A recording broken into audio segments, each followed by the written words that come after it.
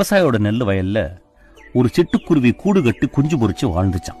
ஒரு நாள் அந்த தாய்க்குருவி இறதேடி வெளியே போன சமயத்துல அந்த விவசாயி வந்த வயலை பார்த்து, நெல்லு நல்ல பருவத்துக்கு வந்துருச்சு, வெளியூர்ல இருந்து ஒரு 20 ஆளுங்களை வர வச்சு அறுவடை பண்ணிடலான்னு தன்னோட மனைவி கிட்ட பேசிக்கிட்டே போனாராம். அதை கேட்டுக்கிட்டு இருந்த குஞ்சுங்க தாய்க்குருவி வந்த உடனே அழுதுகிட்டே விஷயத்த சொல்லிச்சுங்களாம். தாய்க்குருவி கவலைப்படாதீங்கன்னு சொல்லி சமாதானப்படுத்துச்சான்.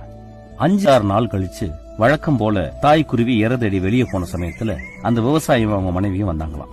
நெல்லு நல்லா முத்திருக்கு, இதுக்கு மேல வெளியூர் ஆளுங்களை நம்பி பிரயோஜனம் இல்ல, நம்ம ஊர்லயே ஒரு 10 பேரை வச்சு அறுவடை பண்ணிடலான்னு பேசிக்கிட்டே போனாங்களாம்.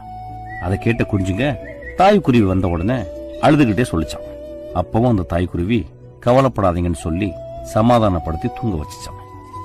திரும்ப ஒரு 5 நாள் கழிச்சு விவசாயியும் அவங்க மனைவியும் வந்து, இதுக்கு மேல நெல்ல அறுக்காம விட்டா எல்லாம் வீணா போயிடும், வெளியாளுங்களை நம்பி பிரயோஜனம் இல்ல, நடக்கிறது நடக்கட்டும், நாளைக்கு நம்மளே இறங்கி அறுத்துடலான்னு பேசிக்கிட்டே போனாங்களாம்.